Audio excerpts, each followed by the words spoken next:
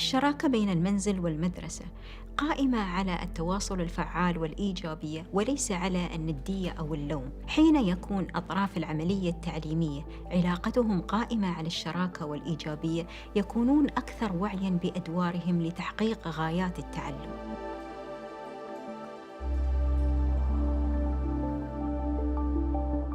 Parents play an incredibly important role for students' academic success. They are the first ones who teach certain skills, interests. They help them with their transition to school. They help them with their homework. They help them understand the demands and the expectations that schools bring to them and how they can adjust to the school environment. So it's really a multidimensional aspects that parents can support and help their children to be successful academically. تشير الدراسات التربوية إلى أن كلما كانت العلاقة قوية بين المنزل والمدرسة ظهرت آثار مباشرة وغير مباشرة على التحصيل الأكاديمي للطالب. الآثار المباشرة مثل زيادة التحصيل الأكاديمي، زيادة التقيد بالحضور وبالتالي قلة التسرب وقلة الفاقد التعليمي وزيادة الانخراط في الجامعة ليكون عضواً فعالاً مستقراً نفسياً واجتماعياً وعاطفياً في مجتمعه.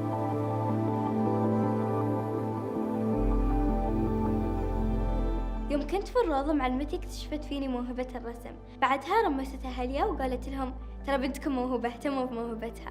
اجتمعت ويا أمي وقاموا مبادرة تكتشفني، والحمد لله تم اختياري من الموهوبين.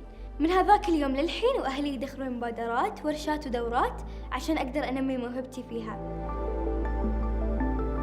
دور العائلة في تعليم الأبناء كبير. بالنسبة لنا أعتقد أن الجلوس مع الأبناء ومساعدتهم في الواجبات المدرسية فرصة للتفاعل ولنقل المهارات والقيم اللي تساعدهم في مستقبلهم وتعزز لهم انتمائهم للوطن. If the parents and the teachers or the institution are on the same page with regard to expectations, with regard to what a child can do and how a child needs to be supported, it's all one. There's no difference between the home environment and the school environment. It's this joint engagement that really helps the child to thrive and to succeed in school. توفير البيئة التعليمية المحفزة ليست واجب المدرسة فحسب، بل هي مسؤولية العائلة أيضاً كي يشعر الأبناء بالثقة ولنكون أول رفيق لهم في الخطوات الأولى نحو المستقبل. هناك 3 أنواع من التأثيرات غير المباشرة حين يكون ولي الأمر جزء من التخطيط للتعليم. أولاً التطور والنضج العاطفي، يكون الطالب أكثر قدرة على إدارة عواطفه. النضج الآخر هو النضج الاجتماعي والقدرة على إدارة العلاقات الاجتماعية مع نفسه، مع أقرانه ومع المعلم. والنضج الأخير هو النضج المعرفي، ولا يمكن أن تظهر هذه الآثار إلا إن كانت العلاقة قوية بين المنزل والمدرسة، وبالتالي تكون الأدوار أكثر وضوحاً لجميع أطراف العملية التعليمية.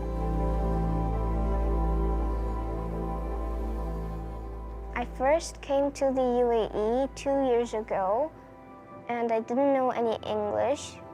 With help of my teacher and my parents, now I know how to speak 3 languages: Arabic, English, and Korean. I do after-school activities. I play piano. I was spelling bee champion, and I all did that with support of my teacher and my parents. Be interested in your child, be attentive to your child, care for your child's needs and your child's interests, and really try to be there to support the child in order to help the child thrive.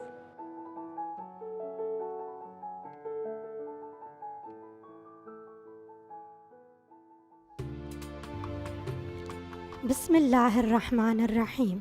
سمو الشيخ حامد بن زايد آل نهيان، سمو الشيوخ، أصحاب المعالي والسعادة، الضيوف الكرام، السلام عليكم ورحمة الله وبركاته.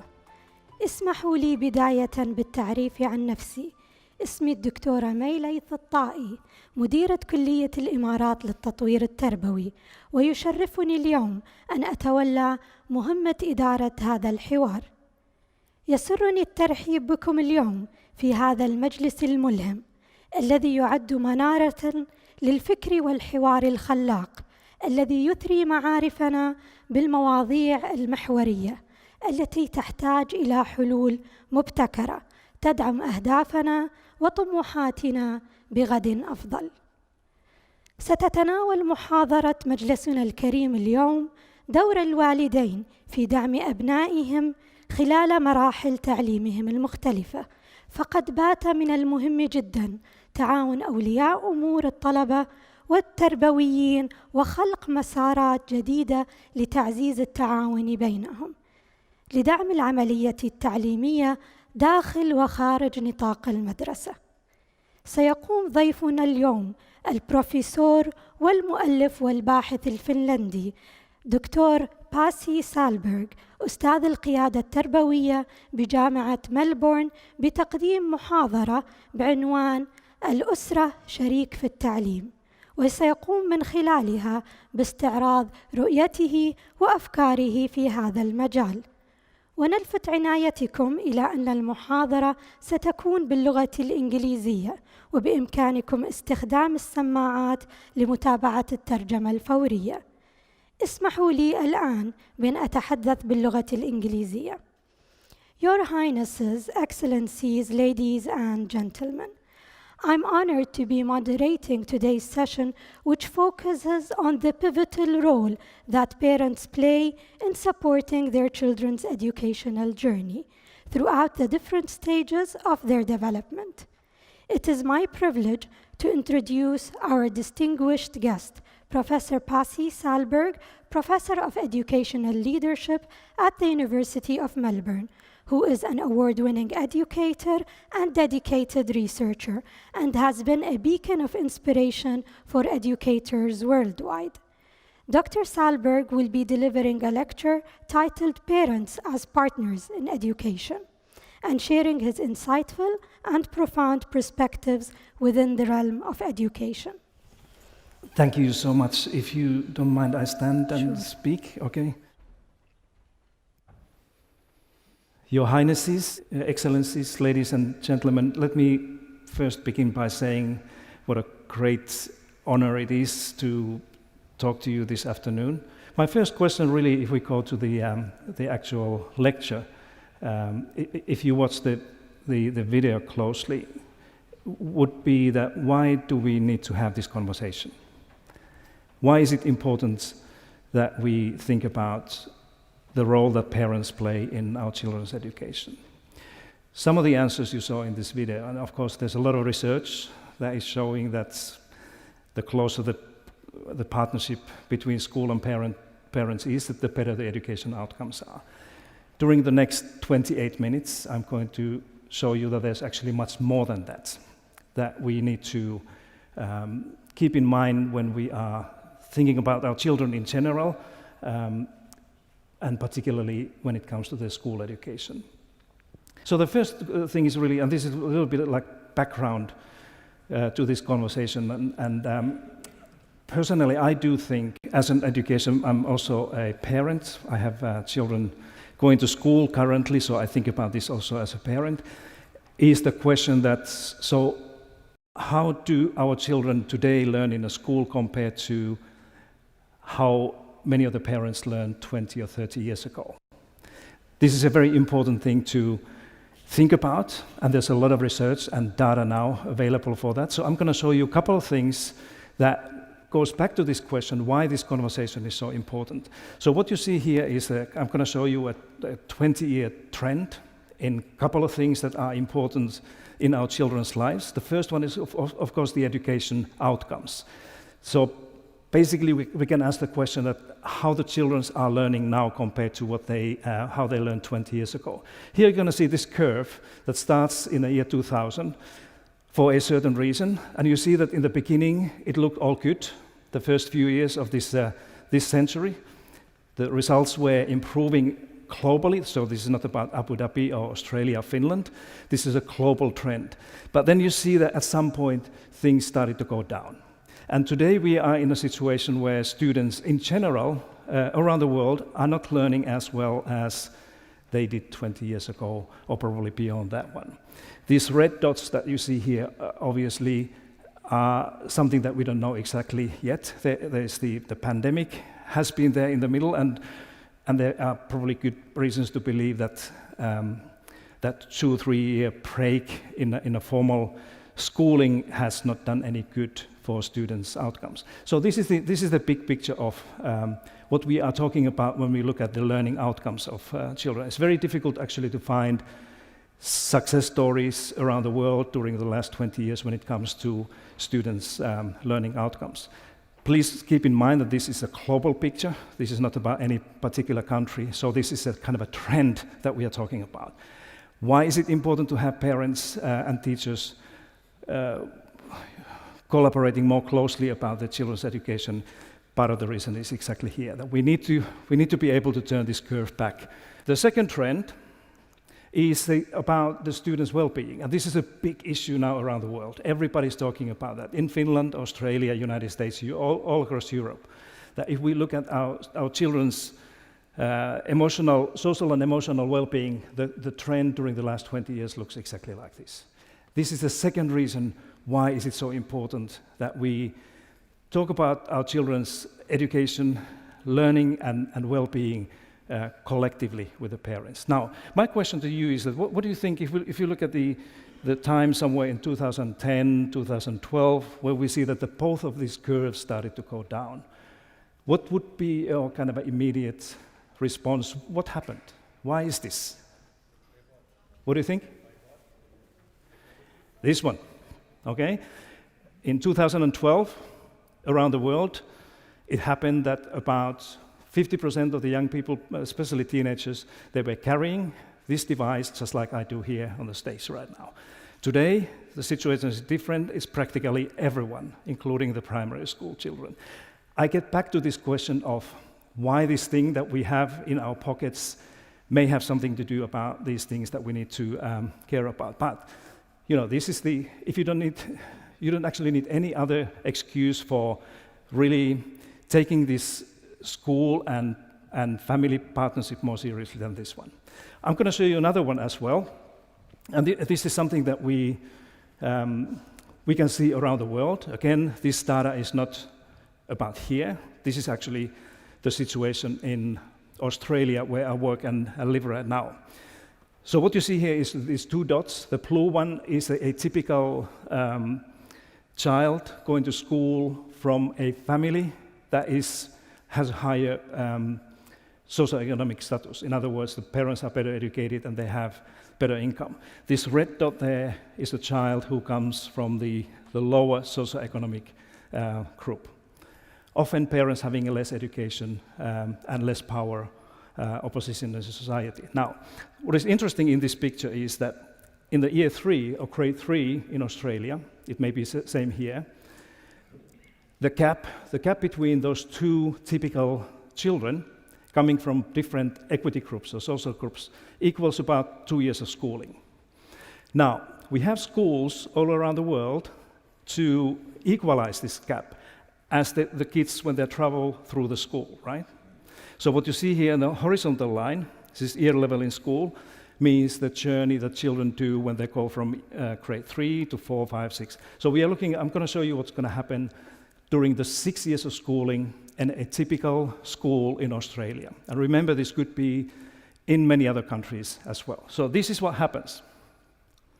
The schooling actually currently is not able to equalize these differences that the kids have. It's actually making them much bigger. Again, this is another reason to take this more seriously and ask, why is this? And what the school and what the parents can do to make sure that we are able to do what the schools were supposed to do to equalize and narrow this gap, okay? So this is the question that comes from these data above. What influences students' learning in school? Not too often we actually ask these questions when we are working with when the parents and teachers are working together. But this is one of those questions we need to ask. What do we know about this? Why some children, as you saw there, learn more and better and faster than the others? This is one of those things that is probably more researched than any other aspect of schooling during the last 75 years. So we have a lot of research to establish a kind of answer to this question. Okay? I'm not going to spend too much time on this because we could spend the whole afternoon here talking about this, but I'm going to show you the solution here without any indication what this actually, what these factors or issues would be. You can see there are 4 different colors. One of them is a teacher, so teacher influence, how much a teacher explains the students' learning in school. The other one is all the other in-school factors, like a principal, curriculum, computers, textbooks, facilities that the school has. Then there's the other one is about all the out-of-school factors, family, mother's education, the community where the kids live, the kind of people they spend their life with, and so on. And then one of them is the unexplained variation, something that in research always happens, that we don't know exactly what it is. Now, my second question to you is that which of these colors do you think is a teacher?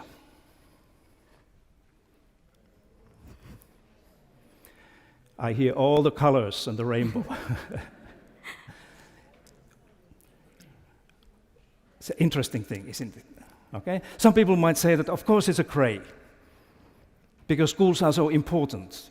Some people may say, but they're not so important. There's other things that are probably more important. Maybe it's this yellowish color, but I'm going to show you what it is. Teacher is this blue color over there, and this is not just one study. This is all the studies. I went through a massive amount of literature and tried to establish a kind of a consensus on what explains what kids learn in the school. And it's about 10 to 15% of the variation can be associated to teacher. This whole school, if you take this orange over there, it's about 20%, no more than 25%. But remember that this unexplained variation can add to any of these things. But my point here in this figure is this gray area, which is all those things that are beyond the reach of schools, teachers, or principals. It's people like you, parents, the community, and the kind of people that your children or my children spend time with. This is something that we need to keep very closely in this conversation about what school can do and what the role of the parents. Now, if you want to have any research evidence, it's right here, that during the last 50 years, as I said, there's a lot of research, but what we do know, that the family background is often much more important factor explaining what the kids learn in the school or what they don't learn in the school than people normally think. Okay? There are those who disagree with this. There are those who have done studies that show it's a little bit different, but this still remains a question that is widely agreed among the scholars. All right. So what we're seeing now, if I take this story a little bit further, is that there's an interesting change happening in the world, especially during this time that you saw in the beginning, that in the 20th century, all the way until about year 2000, this is where the learning took place. The school was the place where everybody had to go if you wanted to become something, if you wanted to go to university or learn knowledge and skills that you need in life, you went to school, right? That's what I did, and that's what all of you did. And as you can see here, the home has an important role, community, technology, TV, radio, cinema, all those things in the 20th century. And the peers, of course. And now the change that is happening, and this has everything to do with this partnership, how we talk about children's education, is this. Then this is the 21st century picture, and it looks similar, but there's one shift there, and it's the place that technology is now taking away from school, that basically children can learn anything they need in life through technology. You don't need to go to school that much anymore. Of course, you need to do that, but in principle, somebody can learn everything he or she needs through these personal gadgets or technology somewhere else. So, this brings a lot of opportunities, but it also brings a lot of risks that we have to be aware of. One of them is that we often assume that now when technology is in everybody's pocket, and everybody has access to YouTube and learning materials and different curricula around the world, we are able to narrow this gap that you saw there earlier. But look at this. This comes from our research in Australia during the last 5 years, where we actually argue that at the same time when kids have more access to technology and more access to resources and learning, there's a risk that these inequities and gaps are just getting wider. We often use the term the new digital divide. The old digital divide was about having this access or not having that.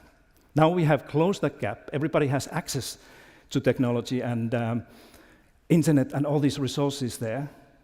But this new digital divide is coming from the fact that parents and families often have very different ways and opportunities to help their children to navigate in this digital world that is full of risks and dangers that you need to be aware of. Our research in Australia, called Growing Up Digital Australia, shows that 30%, about 1/3 of Australian parents, every night let their children go to bed, go to sleep with their own gadget. 1/3. I don't know what it is here. It would be interesting to know what the picture is here, but if we look at the families, the parents coming from the lower income brackets in Australia, it's almost half. So almost half of the lower income families and parents let their children sleep with their gadgets and devices. And take a look at this, 60%, 3 in 5 children, according to our study, who are struggling in a school go to bed with their device. What does it mean? It means that this device and technology has something to do with the children's education, what they learn in the school, and it may also have a lot to do with their well-being, this declining trend that you saw there. So what we also learned from our study and research, and many others have done that during the last 10 years really, is that, and what we hear educators and parents telling us back home in Australia, is that both parenting and teaching in a school have become much more complicated and complex than they used to be. Very interesting thing. For example, back home, about 60% of our teachers in our schools in Australia say that when they look at the kids, and this was before pandemic, just before the pandemic came around, that teachers observed a decline in students' readiness to learn. Readiness to learn, what does it mean? It means that the kids they didn't sleep well, they cannot concentrate or focus anymore on things, they have to check their devices all the time, and many other things. This is what we hear from educators. At the same time, 75%, 3 in 4 parents are saying that being a parent actually is much more complicated and hard as soon as the kids get their own device. Have you seen that in your family? Probably yes, because this is around the world. How do you make sure that you can provide help and education and support to your kid or child who is not able to make control out of these things herself? So, what are we going to see in the future? And this is one part of this narrative and conversation that parents and educators, teachers will have and actually must have. What the future will look like. How do we think about the future of schooling in this space where we see that the learning trend is going down and well-being, the students' well-being is going down, and many other things. One of those things that I can see emerging, and many other scholars as well, is the thing that we call whole child approach. Something that would go beyond looking at children as those who are just going to school or learning because of the academic things. Of course, the academic things, reading and writing and mathematics and science, are extremely important. I used to teach mathematics and science many years in Finland, and I think so. I think is an important thing. But within this whole child movement of thinking, we are seeing that the children are much more than that. We need to think about their well-being, their character, their physical and artistic talent. Remember this in this video, beautiful video, you saw this little girl who was saying that the teacher in the school realized my talent. This is exactly what this whole child approach means. Values and personality and many other things are a very important part of this kind of a future way of looking at who children are and what the school should be doing. If I'm not mistaken, I understand that you have the Zayed educational project here that is trying to do exactly this, opening new campuses and complexes in the country where this whole child approach is the one that will be driving the future education. Exactly the right way to go. This is taking place in the United States, North America, Canada, Finland is the whole country is doing this already. And it's becoming a trend also in Australia. I strongly believe that this is the conversation that we parents and educators need to have. But there's another dimension there. You know, this whole child is about the individual children. How do we see them? How do we think about their future and education in the school? But then there's a whole question of what will the future school look like?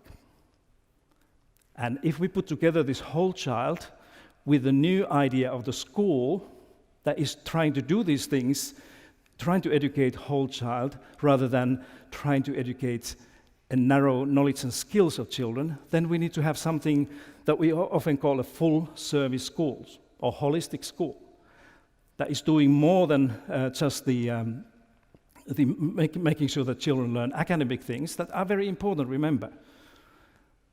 But this full-service school is having a strong focus on health and well-being, including dental health, counseling, recreation, social support, and deeper learning.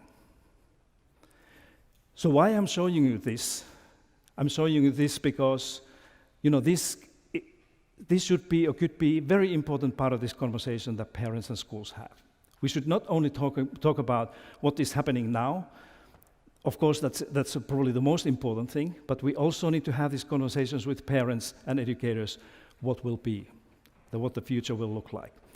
Nobody knows what it is, so that's why these are the very, very interesting, important conversations. So I have 3 conclusions for you of all of this thing that I see very optimistic way and very kind of a hopeful in the sense that now we have an opportunity to do something that will change education. There are many of those who think that too long we have had schools and education just like it's always been. The pandemic has given us this opportunity to kind of reset some of these ideas that we have and provided us with an invitation to reimagine, rethink what the school would be. This is my first conclusion here. Remember, we have parents and teachers and this child here in a situation where everybody needs one another.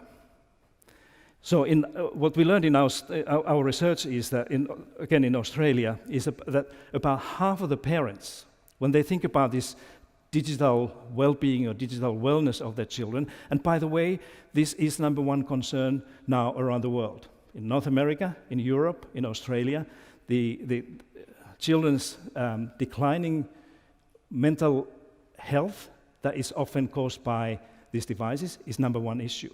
And that's why it's right what the parents are saying, that they would like to see that the parents and schools share the responsibility to helping children grow up healthy, happy, and responsible in a digital world. This is not about taking these devices away or turning them off. This is about learning to live with this technology, okay? So this is a good news, but it gets even better when we look at the teachers. Again, in our study, and I guess that this would be very similar here or in other places, is that the half of the teachers say that it would be great if parents would do a little bit more in helping their children to understand this technology and learn to use it more safely and responsibly. Really huge opportunity back home, and I guess in many other places as well, for parents and teachers to get together with the child and think about how do we go from here. So this is my first conclusion. The second one, if you read this carefully, you probably remember that it was John F. Kennedy in his presidential address in the US Congress in January 1961, when he said, "Ask not what your country can do for you, ask what you can do for your country." And when I was thinking about this, and how beautiful this is, if we just switch it a little bit and give this to parents to think about when they see their school, where their children go, and think about what is the school like. Because too often, and I'm not talking about schools here, I've been in many schools here in Abu Dhabi and Dubai and other parts of the UAE, but I'm talking about schools back home in Australia and many other countries, that schools are becoming more and more like service providers, and parents are seen as clients, customers. Somebody says that, what's wrong with that? Well, it changes the whole partnership idea. Like, you know, if you go and buy yourself a new car, you don't think much about what your neighbor is buying or how happy or unhappy he or she is with the car. You think about your own thing, right? As soon as you get the good service and good product for yourself, you're happy, okay? And this is exactly what is happening in many parts of the world when it comes to education. What this wisdom that I borrowed from JFK is trying to say is that that's not enough. That we also need to think about other people's children's education, the community. And if we are able to do that, then of course it means that the whole partnership with the school and the parents need to be different. When you go to the meeting in your school with your child, it means that we also are interested in what is happening in other families and other children, not just our own. So this is my second conclusion. And then the third one is probably my favorite thing of all. It comes to this issue of trust. The book that I wrote a couple of years ago called In Teachers We Trust, we kind of conclude the whole story of trust building within education system and within schools and communities by saying that schools improve at the speed of trust, meaning that more trust there is between the community and school, or parents and the teachers, or the children and their teachers, the faster the improvement in the school will be. So what does it mean?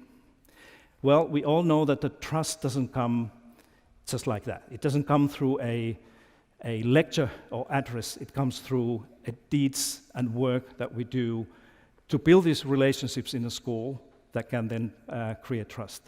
Now, the problem we often have, and again, I'm not exactly sure how the schools are organized here in Abu Dhabi, but in many countries, again, like in Australia, it's very common that if you have a grade 4 teacher, this teacher is teaching grade 4 every year.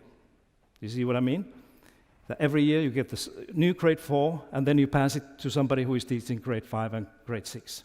Now, I'm asking, why are we doing it like this?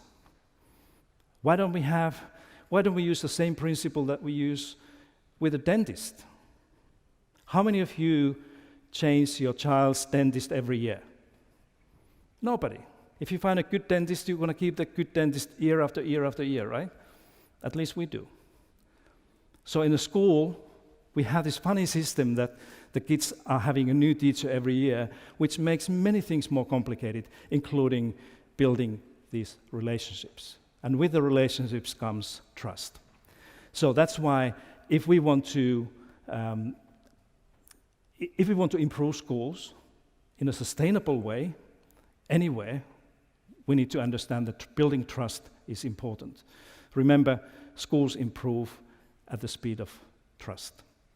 So overall, I think there are many reasons to ask for more or different partnership between schools and teachers. Technology is just one part of that, but it is an important part. And I do not believe that we are able to significantly turn these curves upward that you saw in the beginning without addressing the digital well-being and wellness of people. And we can only do that by bringing adults, the parents and teachers and children into this conversation. with this, I say shukran, thank you very much, and thanks for your attention.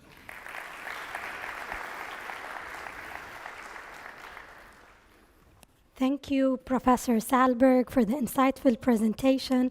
I'd like to ask you a few questions. Sure. You talked about the importance of out-of-school factors and how they significantly increase student outcomes. What joint strategies can teachers and parents work on together to establish this out-of-school, collaboration? Okay, let me ask you first, the audience there, that how many of you found it surprising that out-of-school factors are so significant? Can you put your hand up if you think that it was a big one?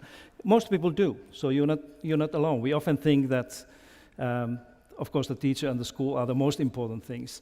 But I think, your question about what does it mean in practice, if this is true, and of course, what you saw there is not a truth about single school. We have single schools that are able to do miracles and differences. This is about a massive amount of millions and millions of children. But if we want to address this in practice, I think the first thing we need to do is that we need to have a culture and this organization in a school that will make sure that we know these children as well as we can. And when I say we, I mean teachers and educators.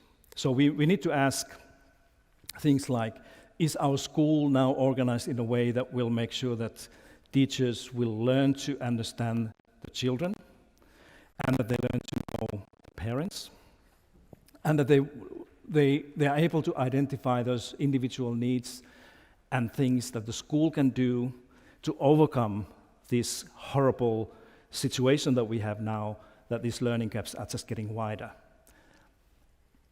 Unless we are able to do that, if we don't have a school where teachers would be able to learn to understand these individual children enough, it's going to be very, very difficult.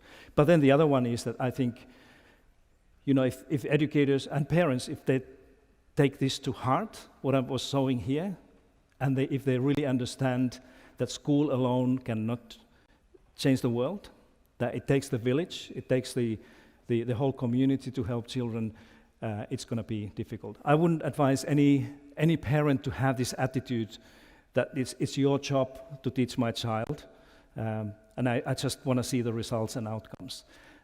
Just like JFK said, I would take this also to heart, that ask not what your school can do for you, ask what you can do for the school and the community. That would be the best way to go. But this kind of a research fact that I showed you there, that's the starting point for these conversations. Thank you, Professor. Professor, you also talked about the decline of well-being across students. What can parents and teachers do together to elevate from this gap when it comes to well-being and across children? Yeah, it's a really, really good question. And again, I don't know what the audience kind of opinion or experience of this is, but around the world, this well-being is becoming a really burning issue. When I ask you to think about why this well-being has been declining globally, many of you say that it's about the technology and iPads and smartphones, and probably the fasting and the most effective way to really address this well-being thing in our schools would be to take this what we call digital well-being or digital wellness. That is a positive term in the sense that it doesn't include the idea that we kind of forcefully take the technology away from kids, but it includes the idea that we learn to live with the technology and these devices. And it's an equally big issue among us. This is what we learned in Australia with the study, is that it's not children who are suffering from the declining digital well-being. It's also with parents and adults, everyone. So a positive approach to this, and probably most effective, would be to address these digital habits that we often don't talk about when it comes to our children and parents and adults, and try to change the way we live and work and learn in this digital world. Unfortunately, not too many places are yet doing that, because one reason is that we don't have solid research evidence that it's actually the decline of well-being would be because of the technology. Most likely it will be, but the evidence is not there. But if you ask me one thing that schools could do with the parents, I would definitely give this one. That let's see, how this digital lifestyle is affecting our lives as parents, our children's lives and schools, and then do something about it. Which really leads me to the next question, Professor Salberg. We talk about student agency and student voice. So we talked about parents, we talked about teachers. What do we know about what students expect about education or from education? Yeah, we have a lot of anecdotal evidence, of course, from different surveys and listening to parents and teachers' stories. But I think, and there's of course a lot of research about this as well. Some of these studies they indicate that what young people want, depending on the age a little bit, whether we talk about early childhood or primary or high school students, but a kind of a common thing that I can see in many studies is that young people, children, would expect that we adults would take them seriously, that we would listen to their views and what they want to do. My own view is that young people, even young children, they have much more capabilities and capacities to do good things that we give them credit for. We often treat them like they don't know anything and we have to kind of give everything ready. This is not what the kids are saying. The other thing that we have seen in a number of studies actually now, what the young people are telling as adults is that we want to be part of the solution to this declining world when it comes to environment or well-being and technology and many other things. That young people see that they want to be part of this effort to do good things in the world. So I think that those are some of these, it goes at the heart of this student, what we call student voice and student agency. I think the next step in this would be school level. If you look at this future school, this full service school idea, that I think that we're going to see in the future more schools that will actually go from student agency to student leadership. That we give students, especially older students, much more responsibilities in the schools to influence their own learning, of course with the guidance and support from wise and smart adults. But I think we need to think very carefully about the role of children as well. The topic of this talk here has been about parents and schools, but I would strongly encourage people to also think about how much the children's voice and children could be helpful in these conversations when they think about how to turn these things around. Indeed, Professor. You talked about the students and the importance of students' voice. How can parents and schools work together to increase students' voice and to personalize the education experience for the students? Yeah, Dr. May, it's a great question, and I think one thing we need to keep in mind is that children benefit from homes, families, and school having a similar aligned principles, particularly with this issue. I know that some parents may have different views about how much freedom or trust or responsibilities or voice or agency they give the old children, and this should be like that we cannot assume that any authority or anybody outside of the home should tell you how to raise your kids. That's your job, how you do that. School is a different place, but I think that unless we have a little bit more coherence between these two things, what the children experience when they are with you at home and when they are in the school, especially regarding this agency and voice thing, I think it's going to be difficult to get things done. So again, it goes back to the heart of the topic of this lecture, is that the parents' role and the school's role should be to have more conversation about this. What is the good and kind of a fruitful and respectful way to make sure that young people, the children, realize that I have a voice, I can do these things without breaking this rule that in the end of the day it's the parents who are having the last say about what should be done at home. Professor Salberg, you talked about home, you talked about schools, and the importance of blurring the lines, really, between what happens at school and at home. How can schools and parents work together to ensure that education is continuous and really an integrated experience for the child? Yeah, again, one of my conclusions there in the end was about trying to make sure that we understand our perception, how parents see the school and how school teachers see the family and the community.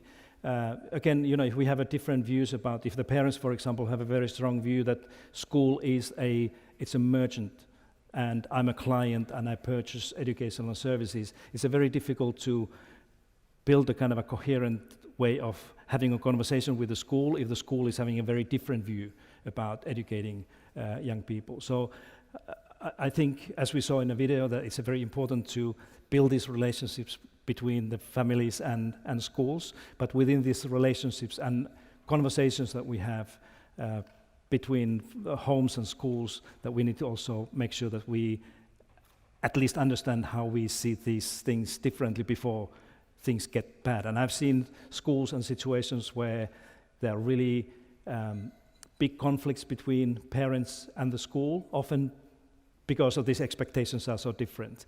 And there's nothing worse from the children's point of view than adults having arguments or fights about what to do. So that's why these conversations are so important. Make sure that we understand one another's views, have these conversations about child, but also the future of education, the future of schooling, that will eventually lead in better understanding about what teaching and learning are all about.